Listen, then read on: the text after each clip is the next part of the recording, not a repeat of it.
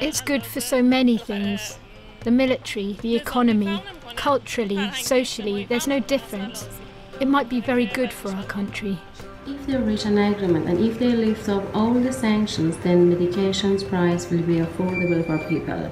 For those who are facing really horrible disease and now they have to sell their household to buy medications. ببینید ما یه خلق و خوی ایرانی داریم که فقط ما ایرانی‌ها داریم. You see, Iranians behave in a special way, and that is we can talk politely with others and make them feel good, and with God's will we hope to have the same effect on America as well. I think the government can remove all sanctions. The economical situation in Iran will be much more better and the doors of the country will be open. Also, people can live easier and happier and can buy their requirements much more cheaper and easier. This is Tehran. In case of sanctions removal, prices will decrease and may buy this flag.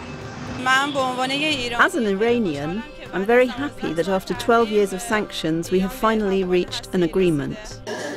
Well, in my opinion, if they reach the agreement and if economic sanctions against Iran are removed, then we can't get rid of these old unsafe aircrafts and we can travel safer once again.